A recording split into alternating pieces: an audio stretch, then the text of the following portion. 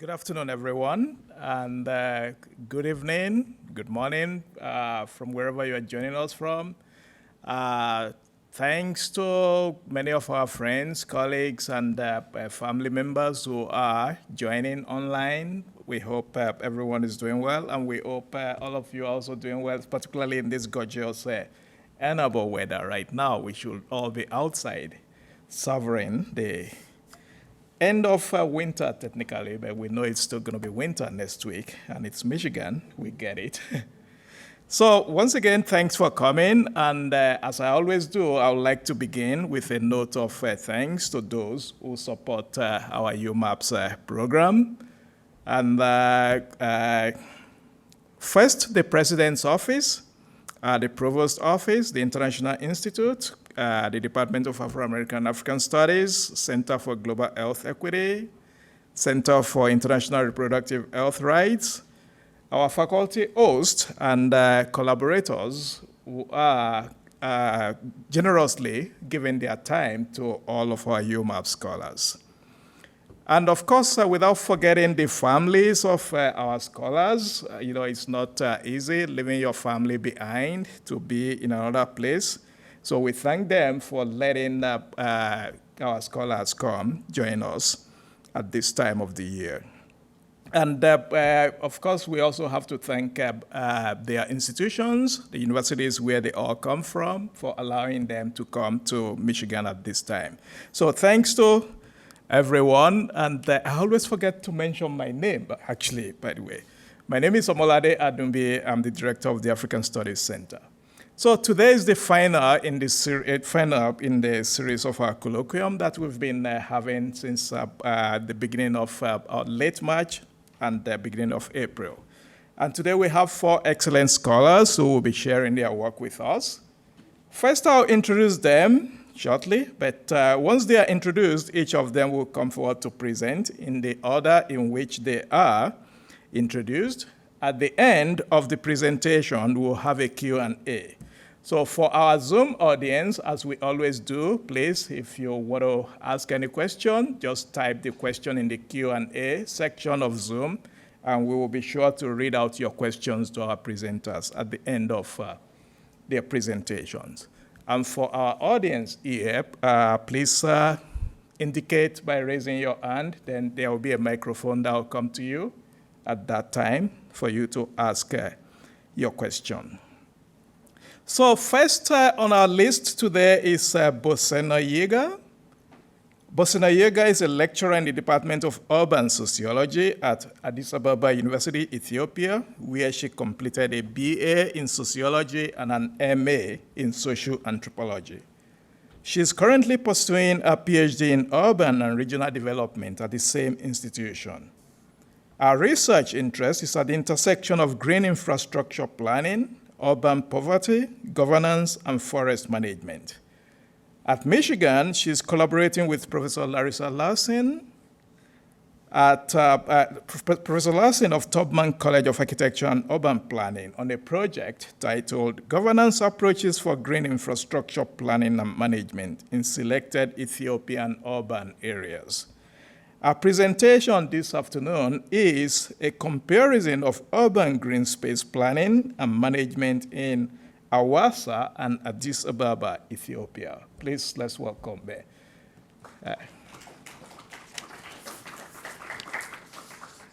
Next is Grace Njoki Maina.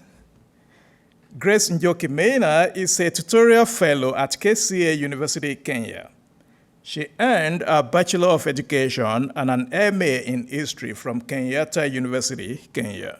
She's currently a PhD candidate at Makerere University, Uganda, where she's working on a dissertation titled Women in Traditional Governance of Kenya, Agikuyu Women Ndundu Sia Ahaka. Did I get that? Well. So prior to enrolling in a PhD program, she worked in various research settings within universities and the NGO sector, also in Kenya. But while at Michigan, our host is Professor David Temin of the Political Science Department. Thanks, David, for hosting. Our talk this afternoon is Rethinking Complementarity in Leadership, the role and place of women in indigenous systems of governance. Please join me in welcoming Grace. Next is Dr. Daniel Ramotsoela. Dr. Ramotsoela is a senior lecturer in the Department of Electrical Engineering at the University of Cape Town, South Africa. He holds a PhD in computer engineering from the University of Pretoria, also in South Africa. His research interests include cybersecurity and machine learning, focusing on Internet of Things applications and cyber physical systems. His research project at Michigan is about developing a framework for intrusion detection in industrial control systems. And his host is Professor Todd Austin of the College of Engineering. Thank you, Todd, for coming. So Dr. Ramotsoela's presentation this afternoon is on verifiable computation for data-oblivious sequestered encryption applications. So please let's welcome Daniel. Last but not the least is Meseret Azene. Meseret Azene is a lecturer at the Center for Food Science and Nutrition at Addis Ababa University, Ethiopia. She received a Bachelor of Science in Pharmacology and a Master of Science in Food Science, both from Addis Ababa University, where she is currently pursuing a PhD. Her research interests focus mainly on the nexus between nutrition and infection and non-communicable diseases. While at Michigan, she's working with Professor Joseph Eisenberg. Thanks, Joe. Professor Joseph Eisenberg of the School of Public Health on a project titled Epidemiology of Diarrhea Among Children of 6 to 59 Months in Community and Hospital Settings in Addis Ababa.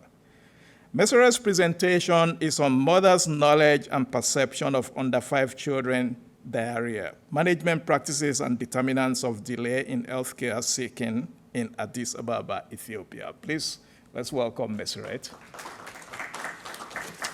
So each of our presenters will have 15 minutes to share their work with us, at the end of which all of them will join me on this side of the podium for Q&A. So first is Bosena Yirga.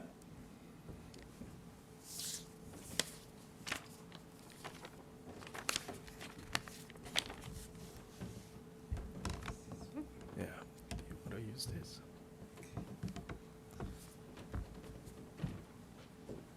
Thank you. My research paper is entitled A Comparison of Urban Green Space Planning and Management in Hawassa and Addis Ababa in Ethiopia. My presentation includes the background, research methods, result, and conclusion. Urban green infrastructure is an interconnected network of multifunctional green spaces that are strategically planned and managed to provide a range of ecological, economic, and social benefits. And urban green infrastructure is also a key element in the sustainable urban planning, and it is considered as a new political urban agenda for environmental sustainability to create the connection between environment, urban planning, and governance. The concept urban green infrastructure governance refers to the exercise of political, economic, administrative authority within the management of green infrastructure at different levels. Several studies are conducted on green infrastructure. Much of the studies are skewed towards the European cities and other cities of the developed countries, while in Africa, only scattered publications refer to the concept of GI, and it is disappearing as well as it is pre-planned in cities of African countries. And in Ethiopia, there are few studies conducted on green infrastructure, and those studies show that the loss of green spaces, the lack of accessibility of UGI and public recreational parks, as well as the loss of urban forest, while a study on governance for UGI planning and management is limited, so this research will fill such a research gap.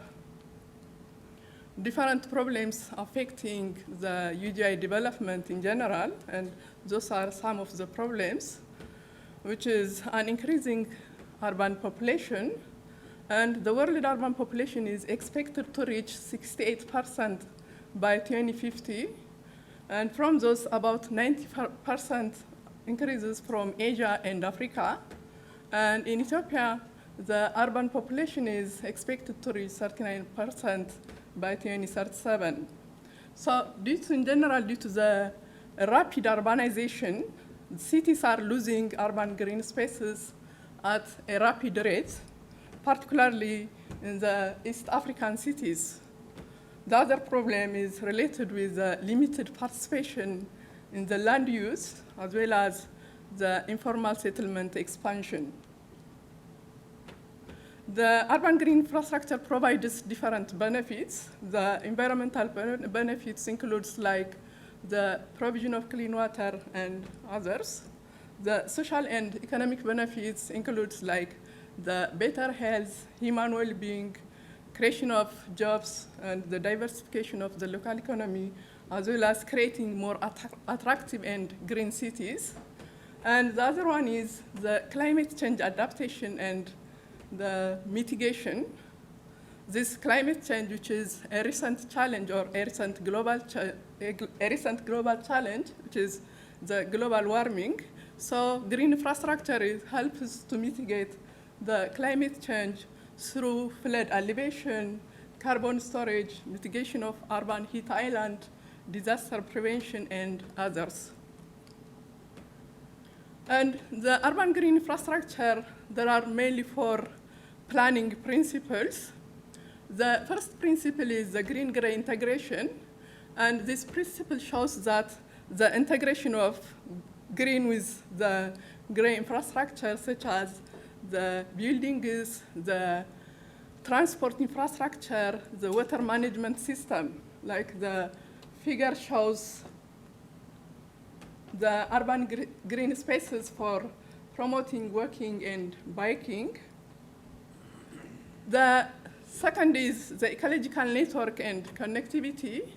This principle is important to preserve a citywide and regionally linked green networks, and it creates a green corridors for habitats movement, and the connectivity with power and telecommunication, the connectivity with the pedestrian network, the built-up and the nature network. So the figure shows that the connectivity of different parts or different sizes of green space. The third one is the multifunctionality, which is through the capable of combining farming, forestry, housing, and recreational activities in the same space at the same time.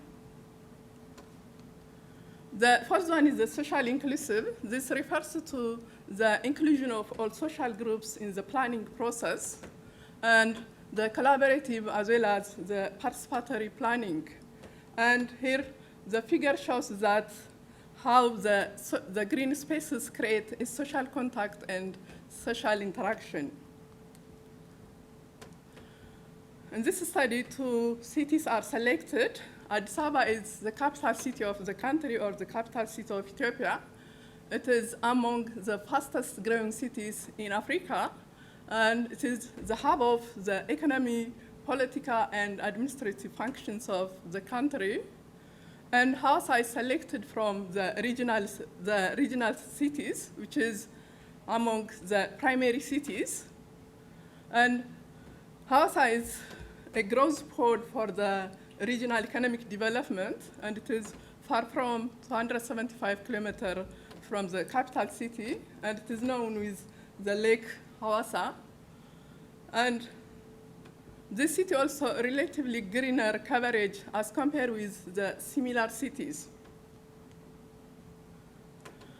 3 research questions are answered in this research. The first one is to what extent green space land cover changes.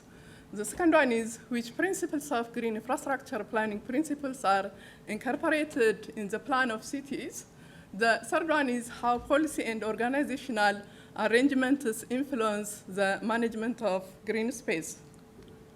So I use both primary and secondary data, and I use different methods to the research questions. For the first research question, I use a qualitative research method, which is the satellite and Landsat image, and the data analysis involves the classification of different land uses and the classification into 4 types of land uses. The second research question, for the second research question, I use a quantitative research method, and I use questionnaires. Questionnaires were distributed and filled by the urban planning experts, and then the data was analyzed using the descriptive statistics. For the third research question, I use a qualitative, which is the policy document review, and the data was analyzed descriptively. So when you come to the results, the green space land cover change was done within 3 decades, from 2001 to 2021. So the changes show that the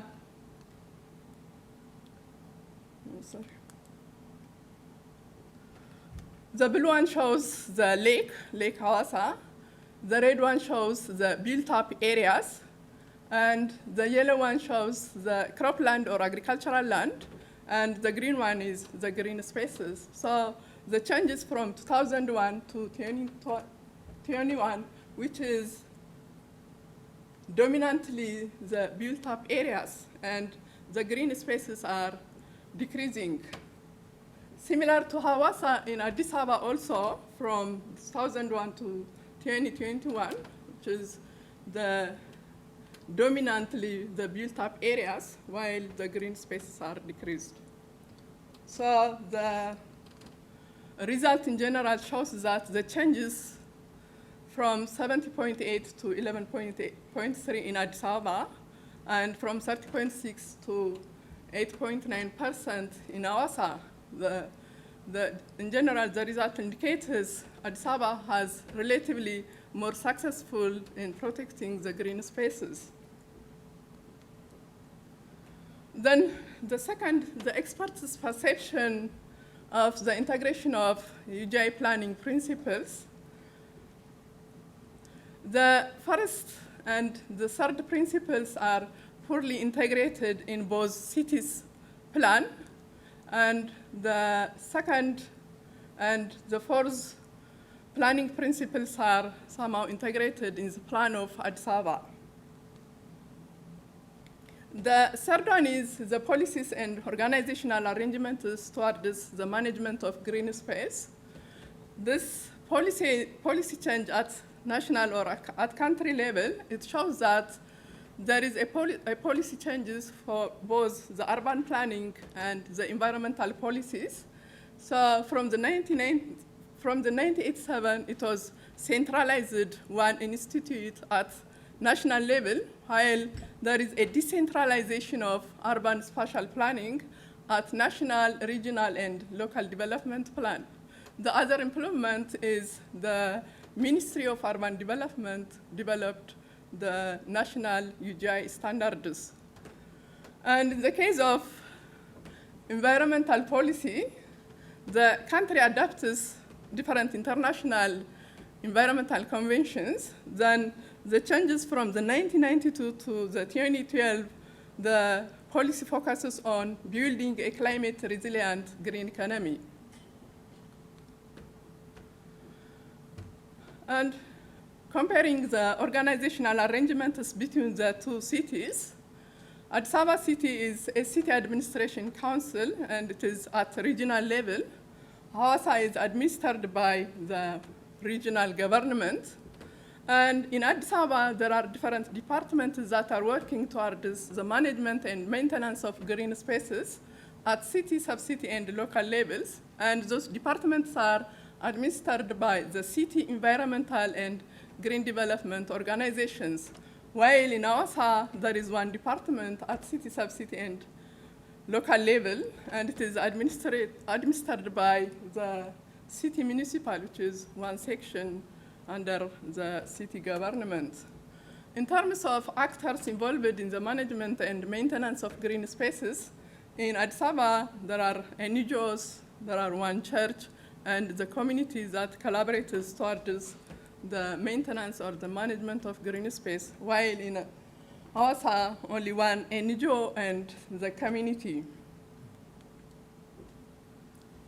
In conclusion, the urban green infrastructure planning principles are not incorporated, are not present in Hawassa city plan, while in Addis, the UGI planning principles are moderately incorporated or presented in Addis city plan. And in general, there is inadequate horizontal coordination mechanisms between organizations.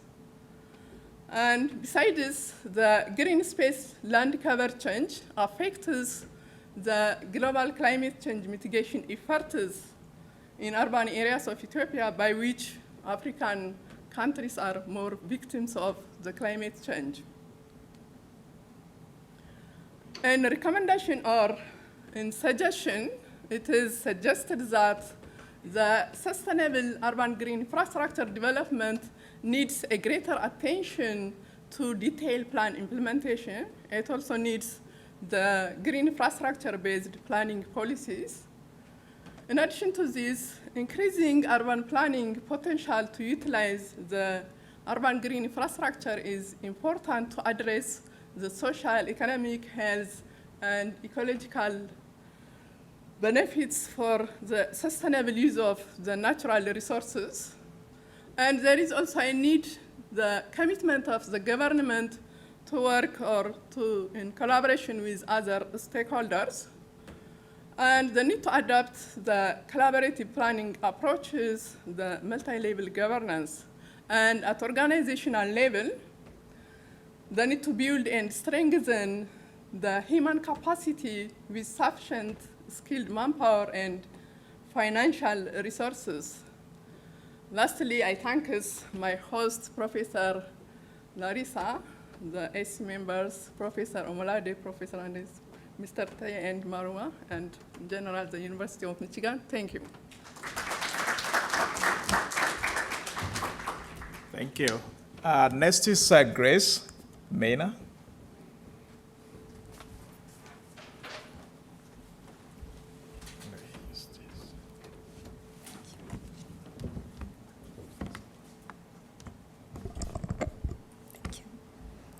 Good afternoon, everyone.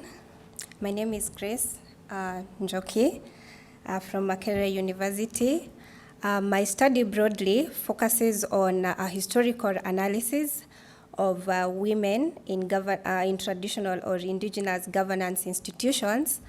And this study has three major objectives. But for the purposes of this presentation, I'm going to focus on one of the objectives, where I am looking at rethinking complementarity in leadership, the place and the role of women in indigenous systems of governance. Is it moving? Oh, I moved too fast.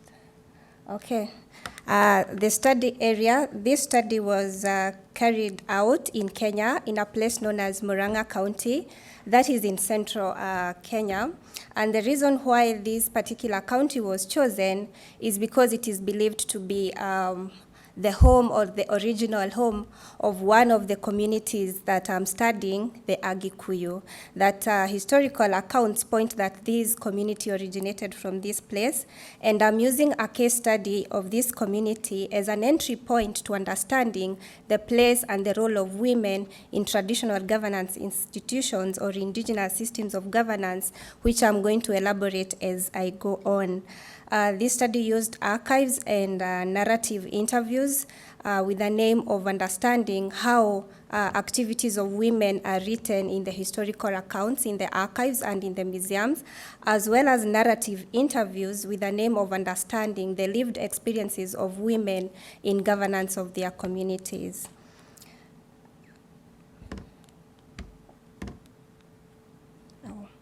Sorry.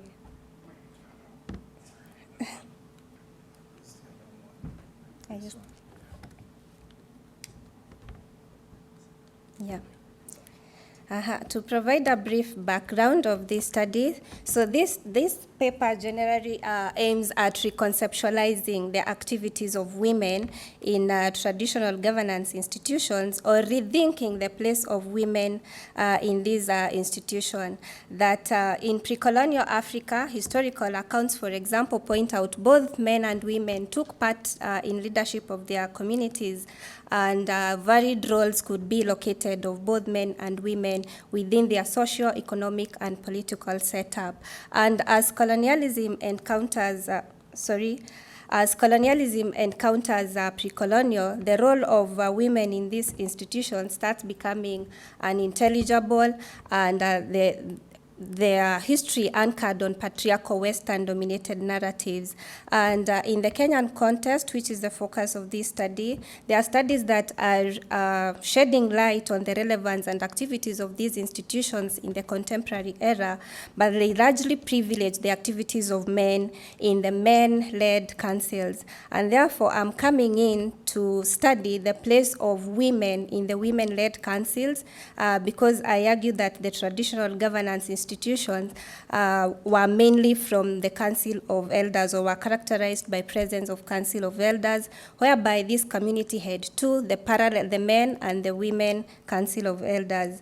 And also, why at this particular time, when we are thinking about formal governance institutions, is because there is a reemergence of these institutions in our community, particularly a survey that was done by the Kenyan judiciary in 2021 indicated, or was calling upon the communities to rethink alternative justice systems to address some of the problems that are emerging in the communities, such as marital disputes, alcoholism, and land fields. Theoretically, this study was borrowing, or was building up from scholarships of post-colonial feminists, such as those of Mohanty and Tamale's 2020 aspect of decolonization, to rethink, to decolonize knowledge about African women, rather than viewing their activities as a category or universalizing their experiences. I also borrowed from African feminists, such as Nemeka concept of Nigo-feminism, to see how at the advent of colonialism and at the advent of independence, how did women collectively come together to critique, to negotiate their place in patriarchy, in patriarchal structures. On to the findings. Because my study was a historical one, I tried to dig into the museum and to the archives to see how are women written in these accounts before embarking on the narrative interviews. And one of the finding was that from the mythical story of origin, these women are brought out as powerful and strong leaders, that this community, from the picture that you can see there, there's a man and a woman sitting down, and then there are some daughters surrounding therein, and the community believed that they originated from the man and the woman who was seated there, and then their naming system comes from the 9 daughters of the woman who was known as Mombi. And I am arguing, instead of treating this myth as just history, I view it as a source of knowledge that speaks to different ways of organizing gender and sexuality, that the men, seeing that the women were stronger in this historical narrative, and even wanting to overthrow them. So I look at that myth as the genesis of Agikuyu women's leadership in their community, or the construction of feminine power in historical accounts of creation. I then looked at governance in this case, did not only look at the political aspect, but I also tried to see how socially, economically, women performed various activities in their community that then translated to their agency in political leadership. And socially, right from social activities, motherhood, in birth and naming ceremonies, women coming together collectively, performing, for example, a ceremony that was known as the second birth, where they could imitate the normal delivery process, and both men and women coming in together, the men helping the women to slaughter goats for the ceremony, the women cooking some of the traditional dishes, and here we can see the autonomy of women in trying to decide when to conceive, because this ceremony was a signal that it was time to get another child. So the women are coming collectively to enhance some of these social activities. Also, I looked at their role in initiation ceremonies. In this community during the pre-colonial period, they used to circumcise both men and women. I don't want to dwell much on the female circumcision because it's a very controversial topic, but I argue that how they were initiating the community through various ceremonies, such as one which was known as Ngweko ceremony. This involved bringing the initiates together after circumcision, allowing them to interact, and it was a way of giving them sexual autonomy without limiting them and without engaging in sexual activities. But the women were teaching the girls, this is the limit that you can go. So there I am arguing that instead of viewing such practices as immoral, according to how they are written in the Western narratives, they were important aspects of rethinking the autonomy of women in some of these African communities. I also look at their leadership in rainmaking, that political leadership was greatly influenced by religion. Women rainmakers were really respected in the communities they came from, and this is an important distinction between knowledges and practices that we can track in decolonial feminist thoughts. And pictured there is one of the pictures I retrieved from the Kenya National Museum of one of the women rainmakers in the historical account. I also tried to look at the agency of these women in economic activities. And here I try to believe that trade or creation of wealth was connected to political economy. So we cannot ignore the role women played in trade that translated in political economy. In the setup of these institutions, which is beyond the scope of my presentation, I argue that wealth placed old men and women into positions of leadership. Apart from being wise and other characteristics, creation of wealth was also among the factors that placed them in leadership. And so women who were able to amass wealth were at a better position of joining the Council of Elders, sitting with men in their men Council of Elders, and being able to influence decisions in their communities. Also, men and women coming together to cultivate what I'm calling men and women crops. Among this community, for example, the men cultivated the black beans, and the women cultivated millet. Millet was very instrumental in judicial processes, especially those that involved land. And men, on the other hand, when they cultivated the black beans, the women would mash them together with potatoes, and this was the food that could be taken during the judicial processes. So I argue that rethinking economic activities or leadership of women that translates to political leadership is an important aspect of decolonizing knowledge about African women in such institutions.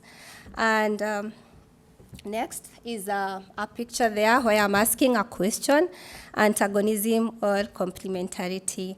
And the reason I'm asking this question is because the historical accounts of this community are arguing that there was one council on one hand, the women council, and there was another one on the other hand, the men council. So the historical accounts argue that these are two parallel councils. Then, at what point did they complement together? At what point did they diverge in their thoughts? And from the findings, I find out that mostly they cooperated, as I have highlighted there, in economic and social activities.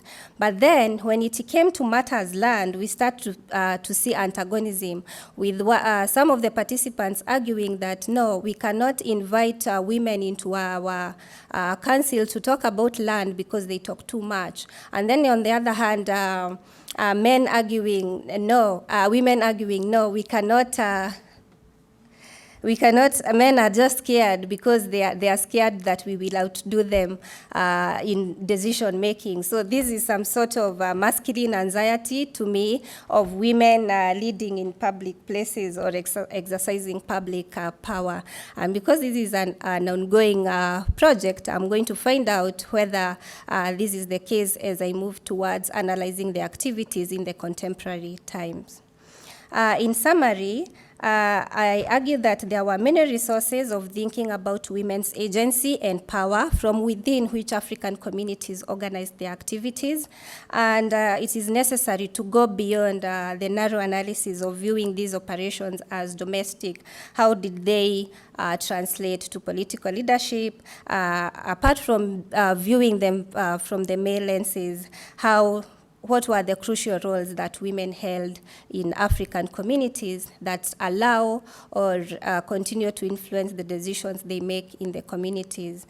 And this study therefore contributes to African feminist thoughts on the place of women in traditional governance institutions, their history, their evolution, and how their activities continue to influence leadership in contemporary society to address some of the emerging issues that are coming up in the societies at grassroots. For example, alcoholism, early pregnancies, and so on. What is the place of women in such structures at the grassroots level?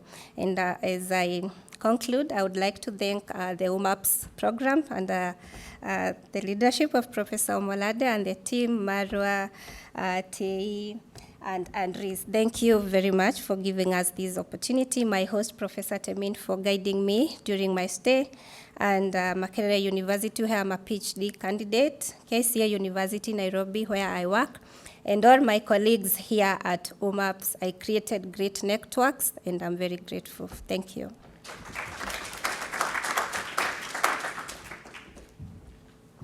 All right, our next presenter is Dr. Ramotsoela.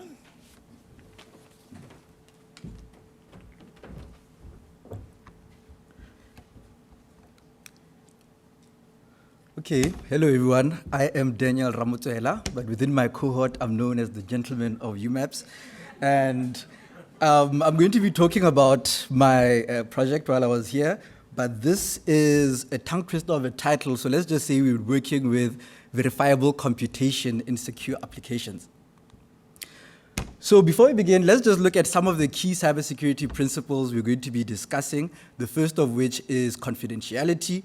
And to do this, we'll start with an example, right? Let's assume we have two troublemakers who want to communicate, but they're not in the same location. Let's call them Tshepiso and Marisa as an example, right? Let's assume they're in a different location, so now they have to communicate over an open communication channel.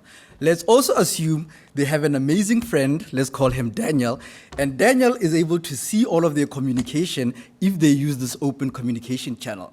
If Tshepiso wanted to send the message M is equal to let's break the law to Marisa, if she sends it over the open communication channel as it is, then Daniel would be able to see this message and maybe stop them from breaking the law, right? So they wouldn't want to do that. So if these two parties wanted to protect their information, what they could do is encrypt the message.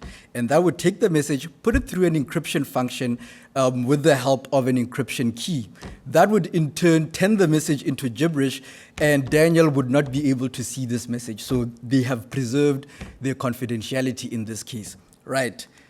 Let's assume these two troublemakers are still trying to communicate here. They want to send the same message, but now they want to protect the integrity. Because what Daniel could do in this case would be to intercept this message and change it into something else. For example, he could change it into let's do some good.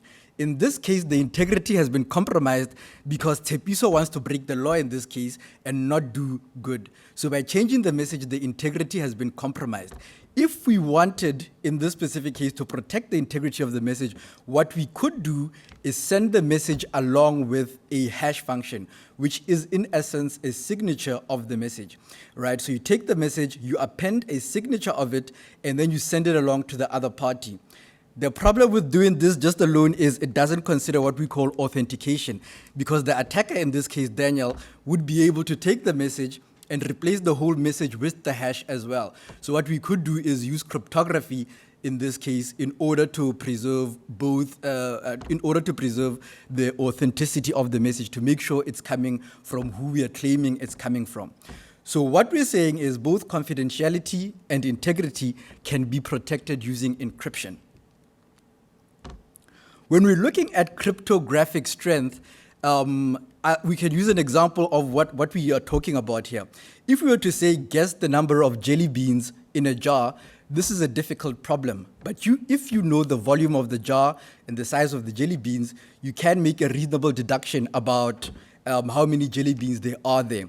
But when we're talking about cryptographic strength, we want an algorithm that is so strong that you can't make that deduction. So that would be something like guessing the number of atoms in the Milky Way. So cryptographic strength, if you're using an algorithm that is strong enough, it pretty much should reduce the attacker to random guessing, if you will. So that's what we're talking about when we're talking about cryptographic strength. And this is mathematically. So mathematically, it should be infeasible for a person to be able to break through the encryption. But personally, I have always been a skeptic, and that is because of this paper I read a few years ago, which pretty much was the bedrock of my research direction for the past few years. And that was something that happened in Maruchi in Queensland, Australia. I've never been to Australia, but this example just stood out for me. And what happened is, in March of the year 2000, the water treatment facility in Maruchi in Queensland, Australia was compromised. And this was, in essence, an integrity attack. So what was the attacker able to do in this case? The attacker was able to gain control of some pump station and release untreated sewage into local waterways. This, in essence, polluted the local water supply. It cost the municipality millions to try and fix this, and it also left people without drinking water and damaged the environment. So in these critical infrastructure applications, if somebody is able to bypass the system, it could be catastrophic for the community where this does happen. But this system had recently been upgraded with the latest functionality and the latest security features. So what happened, right? We can explain this in two parts. Part of the upgrades allowed for the remote monitoring and control of the system for it to be a bit more efficient. And for the municipality to do this, they had contracted a company to come in and do this. And the attacker was actually working for that company. And after they did the upgrades, he applied for a job at the facility. And when he was turned down for the job, he got angry, and then he hacked into the system, right, by bypassing the preventative mechanisms. And after seeing this, I pretty much lost all hope in terms of a system being protected. And that is why the bulk of my research has been around intrusion detection in terms of what happens when the preventative mechanisms fail, and how are we able to recover from a situation like that. Because as you can see, especially these critical infrastructure applications across the board, it can get a bit hectic once a person can get through there. This happened over 20 years ago, and industrial control systems have continued to evolve over time.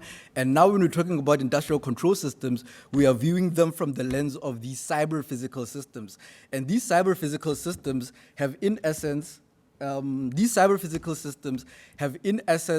moved the focus away from the mathematical control algorithms, and the focus is more on how does the cyber world interact with the physical world.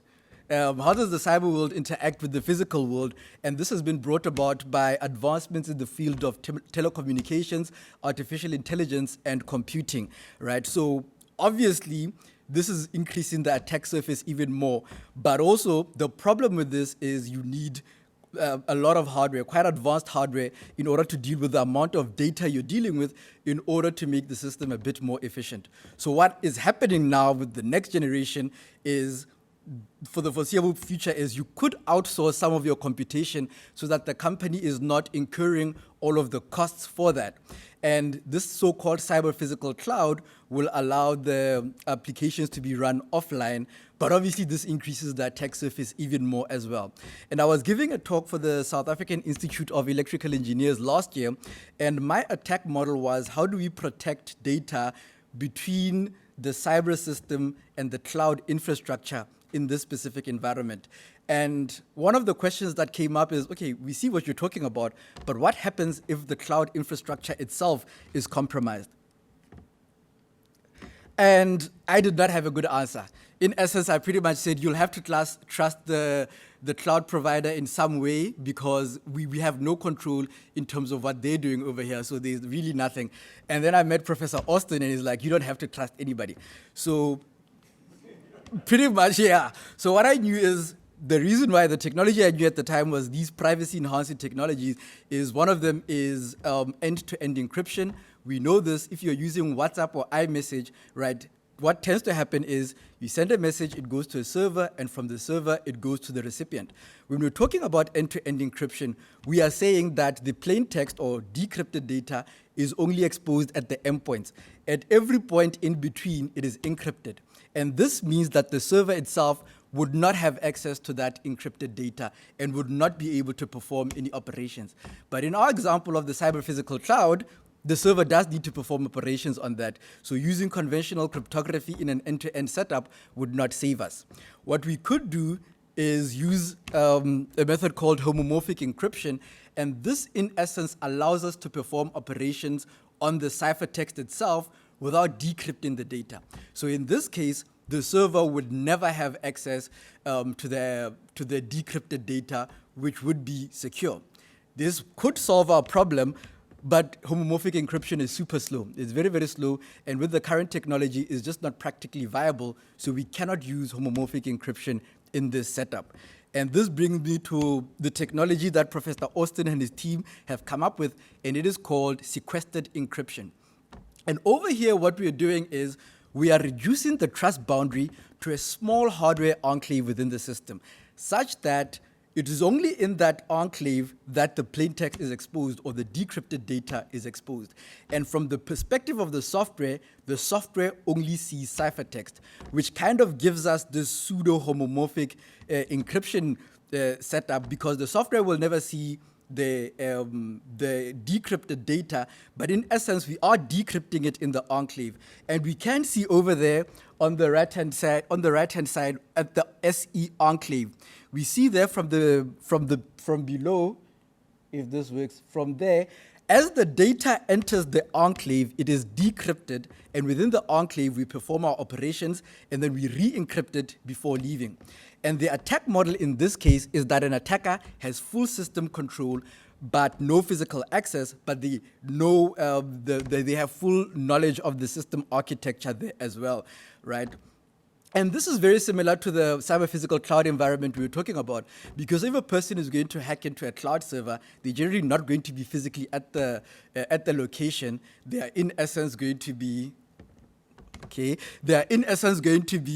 remotely hacking into the system, and this is the kind of model we have. And Professor Austin and his team have been able to show that with this model, from the perspective of confidentiality, this system is pretty much unhackable. But the initial system did not consider integrity protections, and that is what we have been working on over the past few months. So one of the requirements for this system to be resistant to a class of attacks called digital side channels is that it should be data-oblivious. And that pretty much means that the program flow should not be affected by the system variables in this case. And for us, this makes it a bit easier to fingerprint and figure out if the computations we want were actually performed. And an example of this can be seen here on the right-hand side, where we have a function where it takes two variables and adds them, A and B. You add those two variables, and the result, you multiply that with C, and that gives us our results. So irrespective of what the value of A, B, or C is, this program will always work exactly like this. And because of this, we'll be able to fingerprint this, and that is what we used.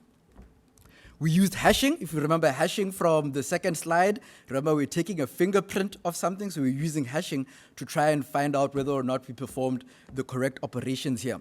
So in order to check for program integrity, we can see over here, we take the hash of A, again the fingerprint of A, and the fingerprint of B, and the fingerprint of the operation, which is the operation add. Remember, we have to add A and B, and we put that into a function, and that becomes its own fingerprint for that operation, which is h of x.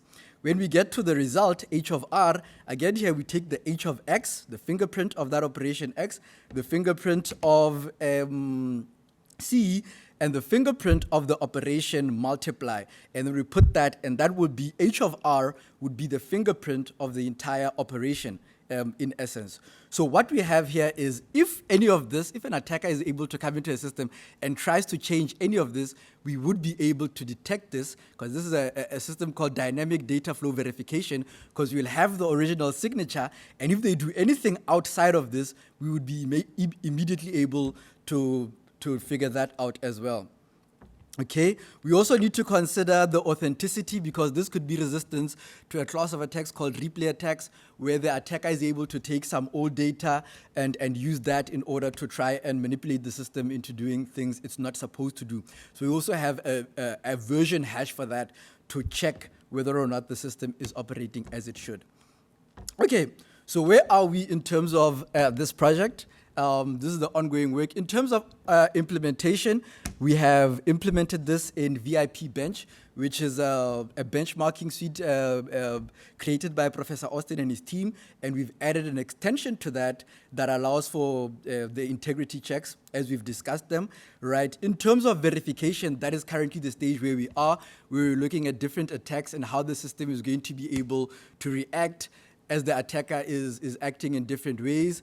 And the next steps, some of it is probably going to happen while I'm gone, which is the practical implementation onto the actual chip that they have developed. But from my perspective, I'm going to be taking some of this into my own work, which is intrusion detection, especially within the host base, because I work a lot. I'm moving more towards these resource-constrained devices, and it's very difficult to run the machine learning models we would normally run at a system level where you have more computational powers, but this verified computation is going to be very useful for me going forward. So that's where I'm at in that perspective. And that is it from my talk. Let me just thank Professor Austin for hosting me. It's been amazing.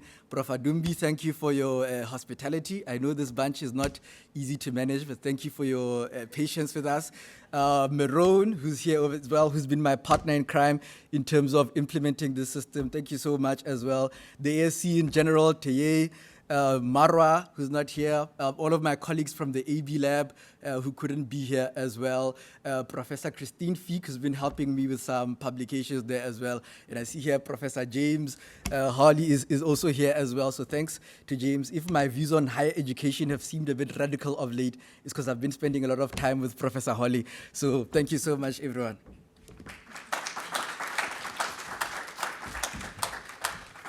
All right, now it's Meseret Azene's turn.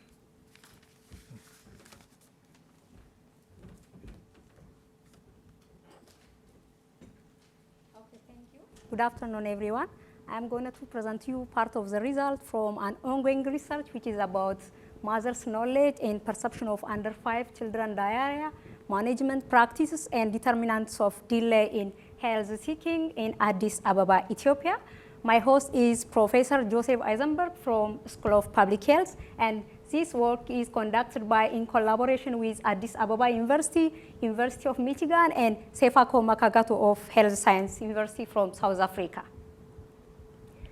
As we all know, diarrhea is a leading cause of death in under 5 children, which is the second leading cause of death in under 5 children next to respiratory tract disease, which accounts about 60% of under 5 children deaths, and every year 1.5 million under 5 children die due to diarrhea. According to WHO, it can be defined as the passage of 3 or more loose stools per day, which is more frequent and abnormal to the individual, which may lead to fluid and electrolyte imbalance in our body. When we see its distribution, it's highly prevalent in Africa and Southeast Asia, and in these 2 regions partly contributed about more than 80% of under 5 children deaths. Especially in Africa, it is accountable for 25 to 75% of childhood illness. When we come to our country, Ethiopia, we belong to among the top 10 countries where under 5 children deaths due to diarrhea is highest, and we are the 5th among these top 10 countries. And in Ethiopia, infants and young children are highly affected by diarrhea. An average of 5 episodes of diarrhea occur per child per year in Ethiopia. According to Ethiopian Demographic Health Survey 2016 report, 12% of under 5 children had diarrheal episodes 2 weeks before the survey. So it is a serious public health issue in our country, Ethiopia. In this study, I tried to see factors significantly associated with delay in healthcare seeking behavior, which may lead to more referrals, and it will increase morbidity and mortality of under 5 children. One of the factors that I try to see here is socio-economic and demographic factors, which includes age of the child and age of the mother, household family size, household family size, monthly household income, mother education status, highest education level of the household, number of under 5 children in the household, birth order of the child, and other socio-demographic factors. The second factor that I try to see here is belief about diarrhea. That means mother's knowledge about diarrhea, or what we call it health literacy. This includes knowledge about science of diarrhea, cause of diarrhea, transmission mode of diarrhea, and the prevention approach. And the second one is mother's perception about the causes of diarrhea. And finally, I tried to see individual factors. That means mother's first choice to treat the child's diarrhea at home. So my objective is to assess mother's knowledge about diarrhea and their perception about the causes of diarrhea. And secondly, to assess mother's first treatment choice to treat the child diarrhea at home. And finally, I wanted to determine determinant factors that are significantly associated with delay in healthcare seeking. So this study was conducted in 2 selected health centers in Addis Ababa, Beletshachou Public Health Center and Lidata Health Center. Data were collected from the beginning of September 2022 to the beginning of January 2023. Mothers age group greater or equal to 18 years and having children with diarrhea, age 6 to 59 months, and they attend the health center to seek healthcare services during data collection were enrolled in the study, and mothers who know or at least one sign of diarrhea were enrolled in the study. So this is some of the selected socioeconomic characteristics of the study participants. Majority of the children attending the health center were male, which was about 55%. Mean age of the children were 30 months, and the average family size of the study participants were 4, and the average age of mothers attending the health center were 31 years, and the majority of them fall under this age category, 26 to 35 years, and majority of them, this is by mistake, just they attend secondary school, which is a completed up to grade 10 or 12, and the average monthly income of the study participants were 7,077 Ethiopian birr, which is equal to around $130 US. When we see the information source concerning about diarrhea, majority of them get information about diarrhea from TV, which is about 83%, followed by community health service provider. When we see mother's knowledge about diarrhea, about 90% of study participants mentioned that having 3 or more loose stools is a major sign of diarrhea, followed by abdominal pain and having nausea and vomiting. And they rarely mentioned having blood in a stool and fever. When we see the causes of diarrhea, majority of them mentioned that diarrhea-causing pathogens are the cause of diarrhea, which is about 48%, followed by poor hygiene or lack of hygiene. When we see the transmission mode, 69% of the study participants mentioned that diarrhea can be transmitted by using contaminated food or water, followed by person-to-person contact and through flies.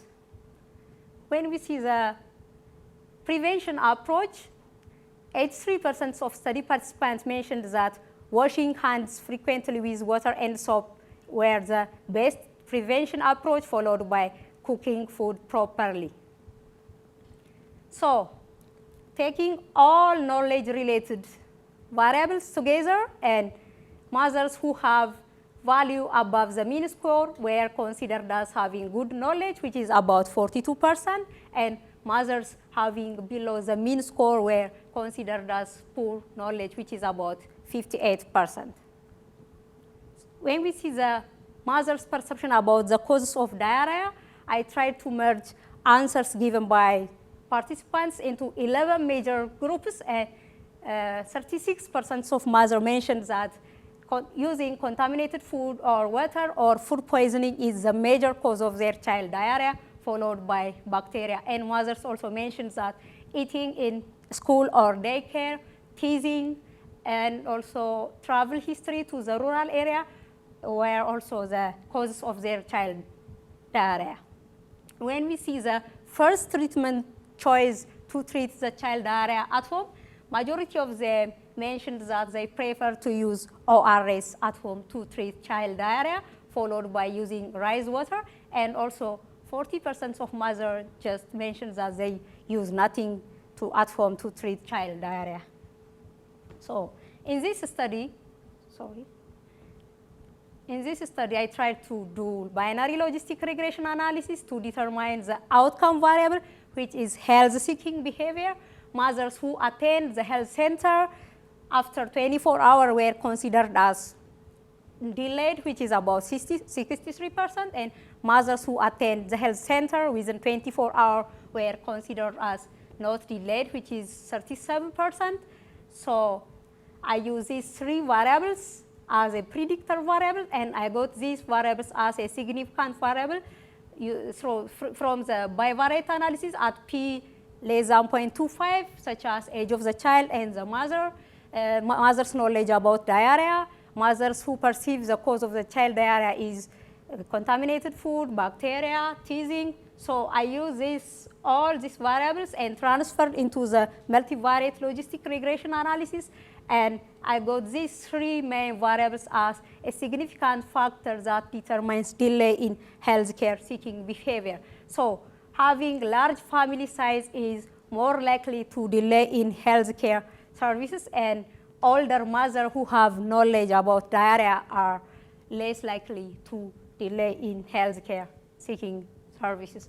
So to summarize, factors significantly associated with healthcare seeking behavior are household family size, knowledge about diarrhea, and age of the mother. So we need integrating nutrition or health education into the healthcare system, which may decrease referrals and which may also decrease morbidity and mortality of children due to diarrhea. We have also other ongoing activities. We have the data on other determinant factors like WASH, what we call it water, sanitation, and hygiene.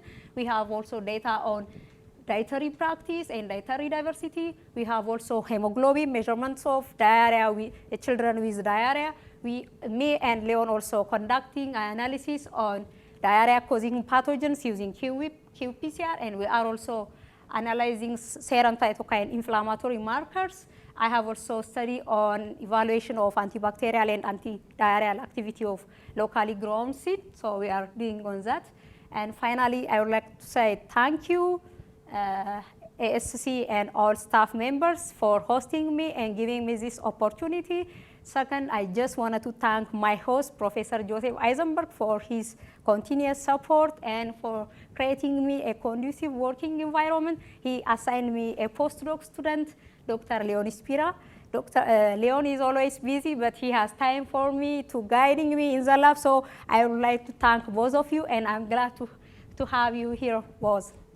And also, I wanted to thank Dr. Krishna Rao from Young Lab Medical School. He allowed me to conduct the serum cytokine analysis here, and I also wanted to thank all Young Lab members for allowing me this serum cytokine analysis.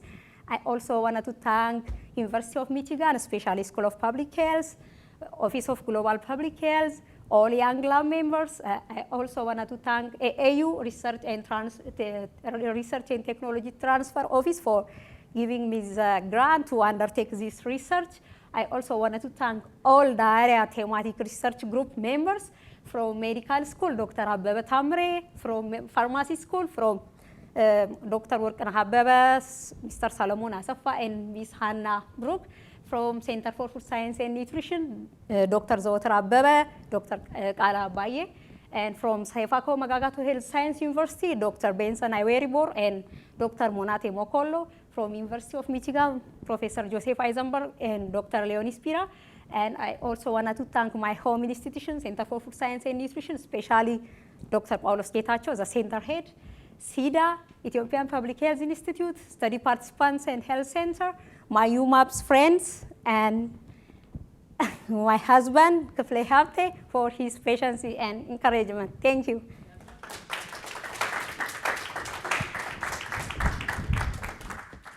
All right, thank you, everyone. You guys should please come up here. So we're ready to take your questions. My colleague, Andres, is going to be moving around with the microphone. So if you have questions, please indicate by raising up your hand. So your questions can be general to all of them. It can also be specific to whichever scholar you want to direct your questions to. Yes, Todd. This is my first question ever about diarrhea. Wait for the microphone. So interesting. Thank you all for your talks. Were you able to tell if the mothers that had more information about diarrhea had better outcomes for their children? Do you track those outcomes? Okay, so just note the question down. Then we'll take a couple of questions, and Can you repeat everyone me? will respond. I want to repeat. Oh, I give them the question. Yeah. Did I misunderstand? Oh, okay. I noticed you in your study, you're trying to assess how much information do the mothers have about the risks of diarrhea and what leads to that. Did you also examine how healthy their children were as well, with respect to that as well? And is there a correlation between knowledge for them and outcomes for their children? Thank you. And then my other question is, do the fathers factor in at all? Do they get asked about this? Yeah. I think. And I really mean that. I mean that. Okay.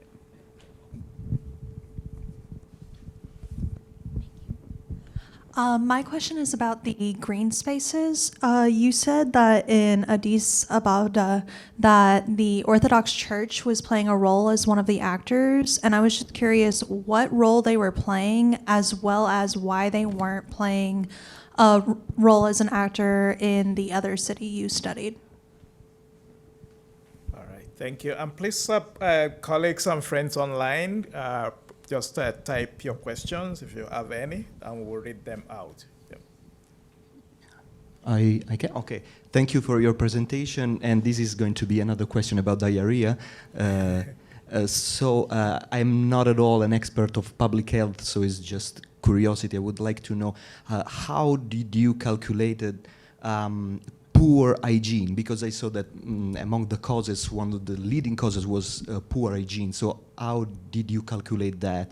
What is poor hygiene in that specific context? All right, thank you. So we'll let our scholars answer these questions first, then we'll come back to you guys for more questions. So we'll start with with Meseret. Thank you for the questions. And for the first question, I used questionnaire to ask mothers' knowledge about diarrhea. So the first question was mothers' knowledge about the signs of diarrhea. Do you know about which one is the sign of diarrhea? So they told me what they know. They didn't follow, or we didn't follow them. Just we asked them when they attend the healthcare services for healthcare treatment. So for your question, we didn't calculate hygiene, or I didn't say poor hygiene and like that. But when we ask mother perception about diarrhea, what do you think causes the child diarrhea. And she replied, poor hygiene in my household or lack of hygiene in the household causes the child diarrhea. So I didn't calculate. Yeah. All right. Bosena? Okay, thank you. Concerning the role of... Turn on your mic. Oh, sorry. Concerning the role of church in our case, there is an Orthodox church, which is highly contributed in the forest management and maintaining the indigenous trees. So in the urban area, in the church compounds, there are forests, there are trees, and the church are working with the city green infrastructure or the city green management departments together with the city management, green space management departments like including this church forestry as well as the cemetery, greening the cemetery areas. All right, thank you. More questions? We've got 2 hands. Yeah, thank you for your presentation. There seemed to be a parallel government or parallel view between the males and the females. I'm talking to my colleague Grace. I don't know if you assessed the role or the influence of women in family. I mean, how women influence governance, how they influence policy making through the interaction between husband and wife in the family.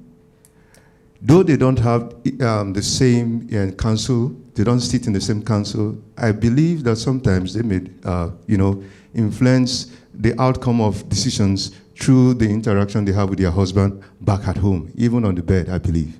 Thank you. Thanks so much, presenters. Today you've done a wonderful job. So mine is the last presenter about diarrhea. It's something that you can consider now or talk with the colleagues how to go about it. I see in all the cases you try to use the means all through, but means sometimes inflate information, especially if there's any value that is outlying in your data. So it's something that you can, maybe you have a proper justification why the use of the mean all through. Then in the graph for the regression, I saw some of the intervals are a bit wide. Maybe you could have a reason why they are wider, or it's something you can consider again also, because this is work in progress, I believe. Thank you. All right, thank you. I didn't get to finish my question. Okay. No, this question goes to Daniel. Yeah, my question goes to Daniel. Thank you for your presentation as well. I want to know how, on a scale of maybe 1 to 100, how is this cybersecurity? How do we rate cybersecurity in Africa? Do we have a good cybersecurity, or is it poor, or is it high compared to what we have here? And what can be done to improve the cybersecurity in Africa? All right, thank you. So we'll start with Grace this time. Thank you. Can you hear me? Yeah, it's on. Okay. Thank you for the question, Jude. How women were able to influence decisions in the household. As I was concluding, I pointed that at some point there were different perceptions of between both men and women about each other in leadership. And one of them was involving land issues. And to men, they could allow the wise old women to sit in those land adjudication processes. But then when they'd go home, the women pointed out they would seek the women's opinions. So it's only that they were embarrassed or ashamed of the women talking about it publicly, but they can tell the husbands behind the curtains, and then when they go back to the process, then the man can echo what the wife said. So yeah, I hope I have answered your question. Thank you. All right, thank you. Daniel? Okay, thank you for the question, Jude. Well, the short answer is it's not great. I will speak from the perspective of South Africa, where there's not much happening. It's only now where there's been momentum. And the only reason there's momentum is because, again, with technological advancements that are happening within industry, because South Africa has a lot of industries working, especially in engineering, there have been a lot more attacks. So what we found, there's been a report, I think it was from Deloitte, that found that South Africa is kind of a training ground for hackers because they get to go in, do whatever they want, and kind of afterwards, then they can go to Europe or America, where it's a bit more difficult to get through and get away. But it is starting to change, but I can even say from the perspective of engineering, I am the only person in engineering working in cybersecurity in South Africa currently. People work on it as side projects, but there's not really anybody focusing on it as a main thing, because that's currently not where the money is. You know, researchers follow the money. So in South Africa, the money is not in cybersecurity yet. So there's no real incentive for people to do research in that perspective, but that is starting to change, yeah. How do we improve that? Okay, we can take that during the second round of, or third round of questions. So Meseret? Okay, James, thank you for the questions. Yeah, we were talking about this issue with my supervisors last time, and the confidence interval was why? Yes, because of the small sample size. So it's an ongoing research. We can add more sample size, or we can use another analysis that matches with the sample size. And the reason that we use mean value is just other previous studies conducted in this area, they just took mean value to categorize knowledge score. Okay, thank you. More questions? Yes. I have a question for Bosena, and I'm sorry that I missed your presentation. I was teaching. Tell me, how would you take the lessons that you have learned from Addis Ababa and Hawassa? What would you tell another East African city about what they should do to protect green space despite the incredible pressures of rapid urbanization and development? Okay, thank you. Any other question? Okay, two questions from me. One is for Grace. You talked about the Women's Leadership Council. Could you elaborate on a little bit more on this? So, in your interviews with them, what kind of conversations do they engage in, and what does the Leadership Council look like, and how is that different from a Men's Leadership Council that you also described? Daniel, I like your presentation a lot, particularly the encryption part and all that you've learned in Todd's lab while here.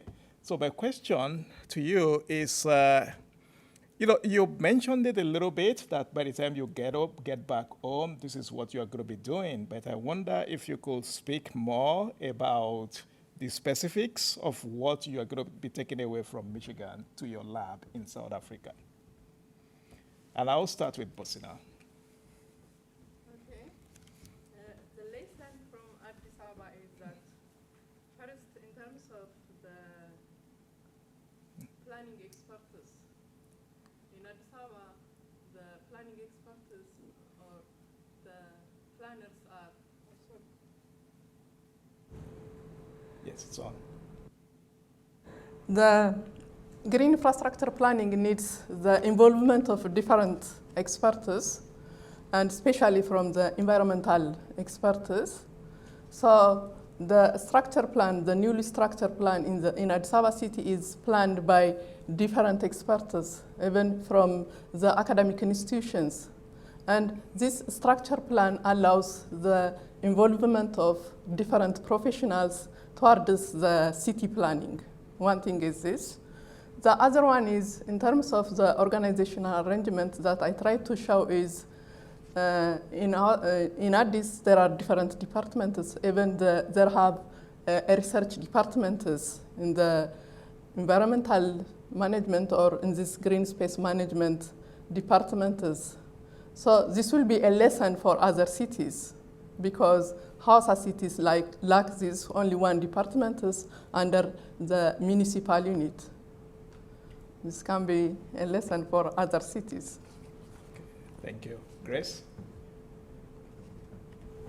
Thank you, Prof, for the question. You asked about how the conversations look like.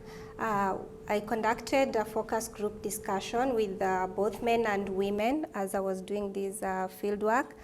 And from the conversations, I was reading on cues, body language, and I could see there was no antagonism at some point until it came to the issue of land, which is really controversial in African continent. So I could say to a great extent that the relationship is more complementary, except when it comes to the land issues. And they were even giving me examples of how they were able to close some of the upcoming alcohol bars or dens that the youths were using and draining themselves into alcoholism. So I could say to a great extent the relationship seems complementary, even if they are like women and women groups existing separately and then converging together to discuss some of the issues. So I didn't really get to see that antagonism except on the issue of land.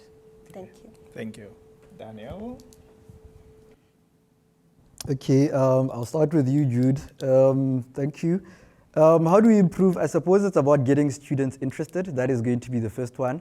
So currently, for example, we take this, the government has started a cybersecurity challenge, and I've started taking my students there and trying to get them interested in the field, because you are competing in these engineering departments with people who are working on things like robotics. And if somebody churns out a robot, everybody's running towards that direction. And now you're going to tell somebody, let's talk about encryption and protecting data.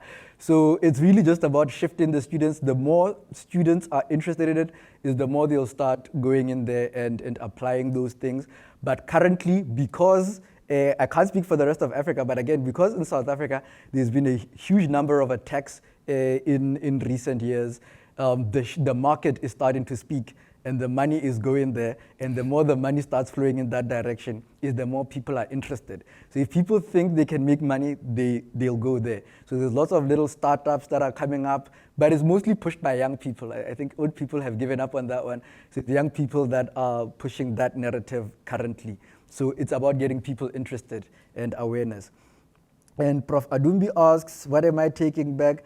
Well, yeah, it's because I was already coming here with the new challenge of trying to figure out how do we do intrusion detection in these resource-constrained environments. Because in my background, I was originally working, again, on a larger scale. And on a larger scale, you can run machine learning models, which are a bit expensive, and that part is fine. So when you're getting into smaller devices, that becomes a bit more challenging. So what I was working on here is really kind of what is the first phase of what I'm learning and what kind of methods, because there are some people who try to do this by looking at timing differences, whether or not that's there, but that one, through hardware errors, you can also get the same timing errors over time. But with this verifiable computation, I think it's going to be a very interesting case study to see how I can apply that. The second thing I'm taking back is that there is a little hope, because I told you I had given up hope. I thought everything can be hacked, but there is hope depending on how you solve a particular problem. So yeah, as skeptical as I am, I've seen that there are ways to solve this problem. Okay, that's right. Yeah. Okay. That I take from Mic on. the thing that I take from here is that the first thing is their work habits, that my host showed me his work habit and the times that they manage things, and even he can comment my slides within 10 minutes. So, and I can get a lesson how to comment for my students. And also Leon taught me a lot in the lab, how to sort samples, how to analyze this stool sample.